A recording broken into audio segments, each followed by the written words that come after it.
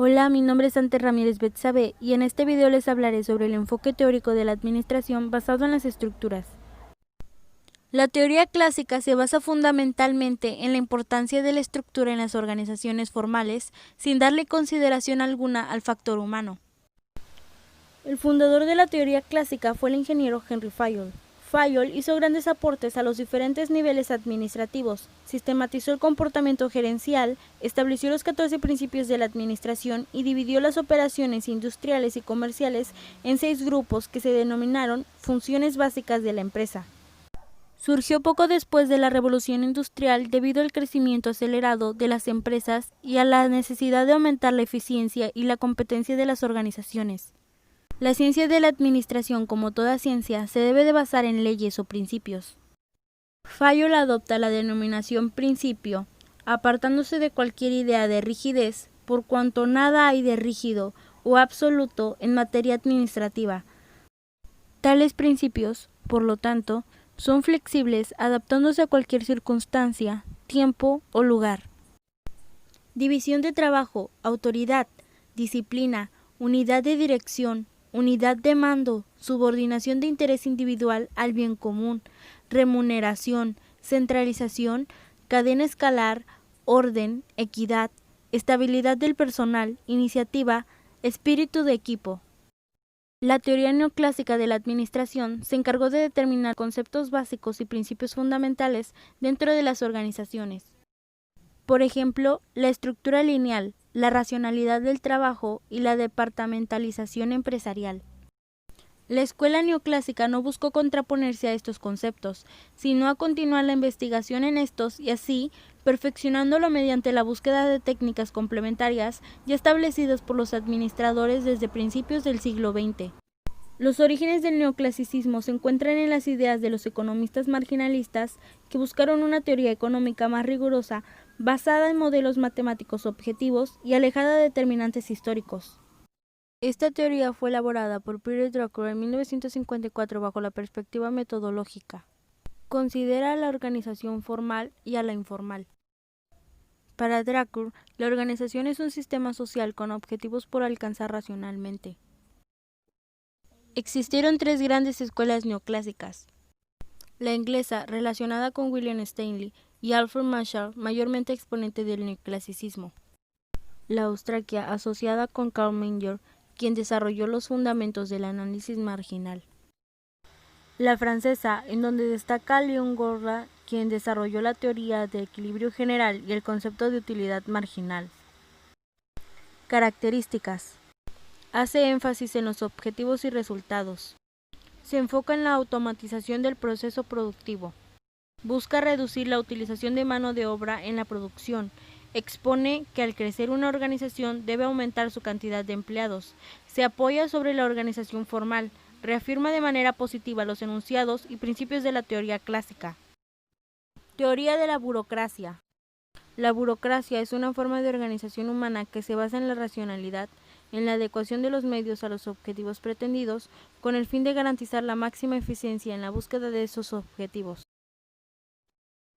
A pesar de ello, la burocracia es conocida para algunos pensadores de ciencias políticas como una organización grande y llena de trabas, con trámites excesivos y morosos.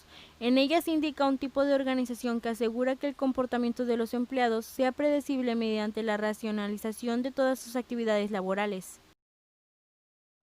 La teoría de la burocrática surge en la década de los 40 a partir de los estudios derivados de la sociología de la burocracia de Maximilian Karl Emil Weber, nacido en Erfurt, 21 de abril de 1864 y fallecido en Múnich, 14 de junio de 1920. Características.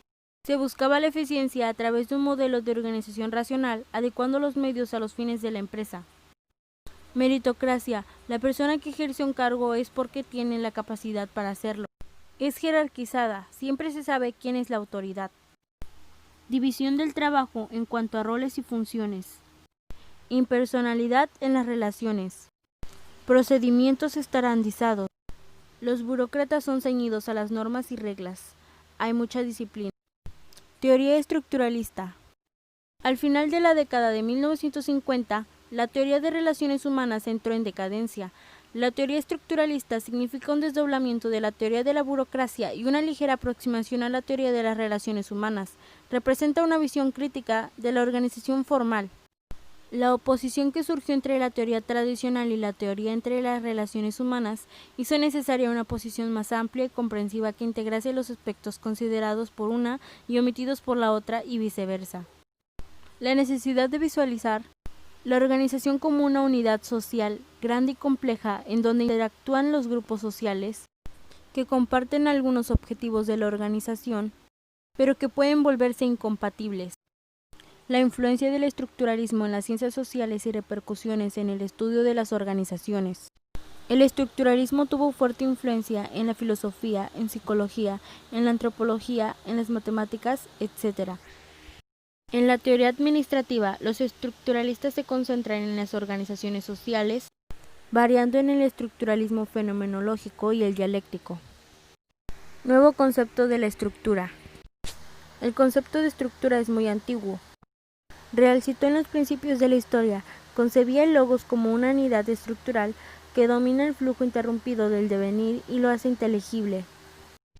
Una estructura es el conjunto formal de dos o más elementos y que permanece inalterado, sea en el cambio, sea en la diversidad de contenidos, es decir, la estructura se mantiene incluso con la interacción de uno de sus elementos o relaciones. La teoría estructuralista está representada por grandes figuras de la administración.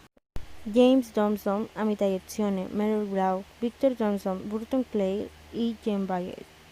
Una sociedad de organizaciones. Las organizaciones pasaron por un proceso de desarrollo a lo largo de 4 etapas, que son: etapa de la naturaleza, es la etapa inicial en la cual los factores naturales, o sea, los elementos de la naturaleza, constituían la base única de subsistencia de la humanidad. Etapa del trabajo, a partir de la naturaleza surge un factor perturbador que inicia una verdadera revolución en el desarrollo de la humanidad, el trabajo. Esta condiciona las formas de organización de la sociedad. Etapa del capital. Es la tercera etapa en la cual el capital prepondera sobre la naturaleza y el trabajo, transformándose en uno de los factores básicos de la vida social. Etapa de la organización. La naturaleza, el trabajo y el capital se someten a la organización. El predominio de la organización reveló su carácter independiente en relación con la naturaleza, el trabajo y el capital, usándolos para alcanzar sus objetivos. Los organizadores no son recientes. Existen desde los faraones y los emperadores de la antigua China. A lo largo de la historia, la Iglesia, el ejército y otros desarrollaron formas de organizaciones. La sociedad ha pasado por varias etapas para alcanzar un alto grado de industrialización. Son estas: el universalismo de la Edad Media, caracterizado por la predominancia del espíritu religioso. El liberalismo económico y social de los siglos XVII y XIX, caracterizado por el ablandamiento de la influencia estatal y por el desarrollo del capitalismo. El socialismo, con la llegada del siglo XX, obligando al capitalismo a dirigirse por el camino del máximo desarrollo posible. La actualidad, que se caracteriza por una sociedad de organizaciones. Cada una de esas 4 etapas revela características políticas y filosóficas relevantes. Etzioni visualiza una revolución de la organización con nuevas formas sociales que emergen mientras las antiguas modifican sus formas y alteran sus funciones adquiriendo nuevos significados. La aparición de organizaciones complejas en todos los aspectos de la actividad humana no se separa de otros cambios sociales. Ellas forman parte integrante y fundamental de la sociedad moderna. Características del hombre moderno. El hombre moderno, o sea, el hombre organizacional, para ser exitoso en todas las organizaciones, necesita tener las siguientes características de la personalidad. Flexibilidad. Frente a los constantes cambios que ocurren en la vida moderna, axial como diversidad de los papeles desempeñados en las diversas organizaciones. Tolerancia a las frustraciones. Para evitar el desgaste emocional derivado del conflicto entre necesidades organizacionales y necesidades individuales, cuya medición se hace mediante métodos racionales. Capacidad de posponer las recompensas y compensar el trabajo rutinario dentro de la organización en detrimento de las preferencias y vocaciones personales. permanente deseo de realización para garantizar la conformidad y la cooperación con las normas que controlan y aseguran el acceso a las posiciones de carrera dentro de la organización, proporcionando recompensas y sanciones sociales y materiales. No siempre se exigen en su más alto nivel dentro de las organizaciones, sino dentro de composiciones y combinaciones que varían de acuerdo con la organización y con el cargo ocupado. Y con esto doy por finalizado el video. Gracias.